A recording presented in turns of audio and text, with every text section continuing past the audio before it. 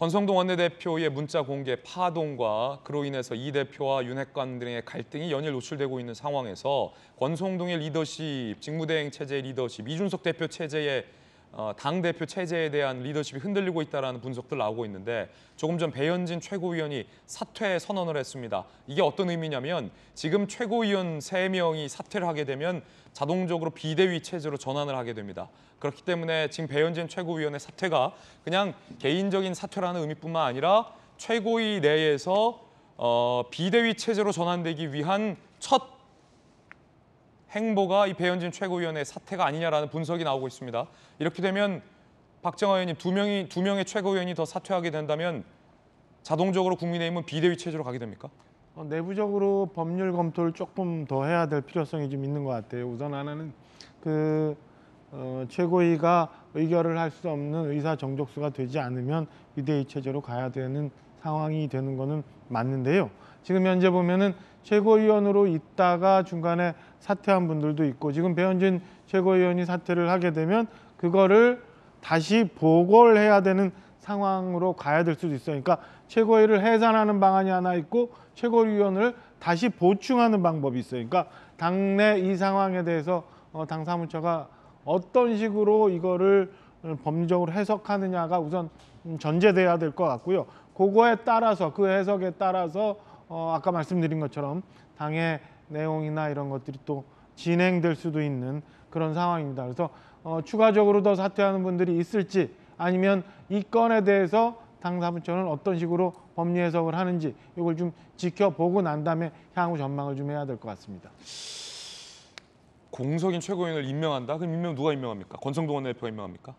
아니죠. 그거는 뭐 그 방식에 따라서 일부 공석이거나 보궐인 최고위원을 선출을 통해서 임명을 다시 선출할 수도 있고 아니면은 또 말씀하신 것처럼 당내 당원 당규상 어떤 식으로 충원하는지 그 법리를 좀 해석해 볼 필요도 있고요. 현재로서는 좀 더 상황을 좀 봐야 앞으로의 그 당의 진로가 보일 것 같은 상황입니다. 지도부로서 송구하다라고 배현진 최고가 사퇴를 했는데 이게 본인이 그냥 한 명만 사퇴하는 게 아니라 사실 어제부터 이런 얘기가 당에서 나왔고 3명이 누구 사퇴하는지 이름까지 사실은 거론됐었어요. 근데 그중에 한 명이 또 뭐 사퇴 의사를 번복했느니 많이 뭐 이런 논란도 나오고 있기 때문에 애초에 이게 그냥 배현진 최고 본인의 사퇴가 아니라 비대위 체제를 전환하기 위한 사퇴라는 분석이 사실 좀 지배적입니다.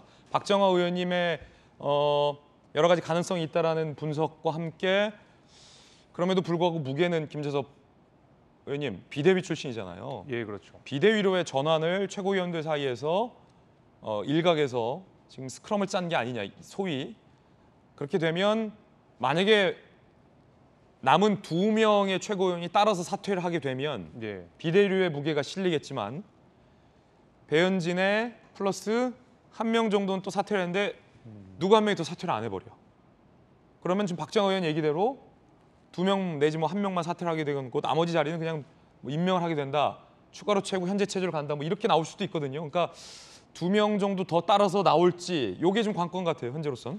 글쎄요, 이게 굉장히 지금 예민한 것이 비대위가 단순히 비대위 자체로 중요한 것이 아니라 비대위를 통해서 바로 그 이후에 있는 전당대회 때문에 그렇거든요. 그렇죠. 전당대회가 치러진다라고 하는 것은 이제 지도 체제 자체가 바뀌고 대표도 바뀌고 여당의 시스템도 바뀌고 그렇다면 대통령과 국민의힘 여당 간의 호흡도 바뀐다. 이제 이런 굉장히 그 이후에 줄줄이 나오는 더 큰 정치적 이슈들이 있기 때문에 이 비대위 체제를 가느냐 마느냐는 아마 의원들 최고위원들 한 명 한 명이 굉장히 신중하게 판단할 것 같습니다.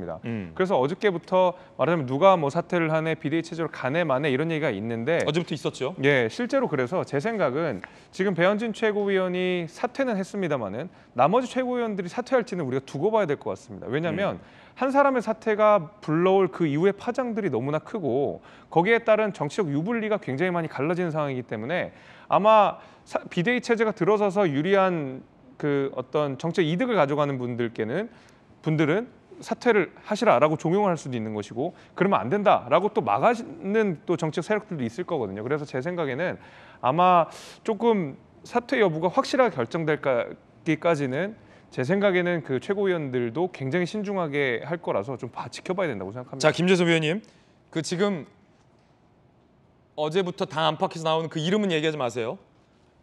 사퇴할 거다라고 예상됐던 2명의 최고위원 이름은 얘기하지 마세요.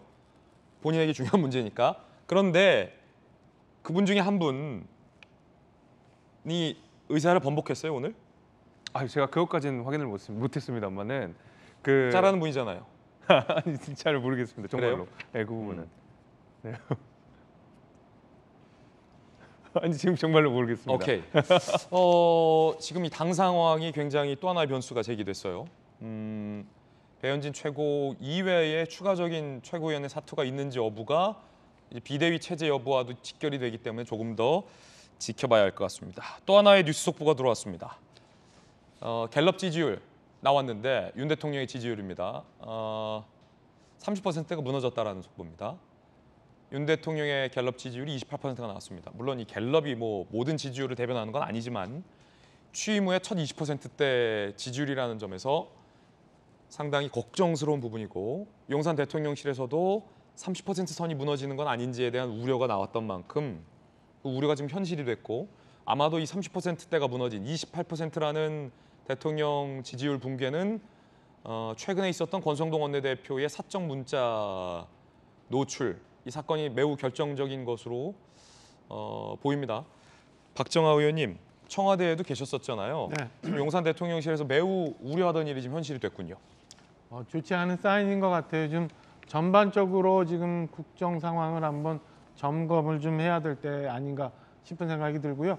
지금 저희가 그래프에서 보는 것처럼 사실은 굉장히 오랜 시간이 거쳐서 이게 지지율이 역전되고 지금 20%대까지 간 게 아니에요. 불과 한두 달 사이에 저런 식으로 갔거든요. 그럼 그 사이에 우리 윤석열 대통령, 윤석열 정부가 탄생을 하면서 국민들한테 실망을 줬던 부분이 혹시 어떤 것이 있었던가? 그다음에 저희 집권 여당에서는 과연 어떤 부분이 잘못됐던가? 이런 부분에 대해서 한번 다 점검을 좀 해야 될 때라고 생각합니다. 좀 전에 배현진 최고위원의 인전 사퇴로 향후 당 지도부가 어떻게 될지에 대한 것도 오리무중인 상황으로 가고 있는데요.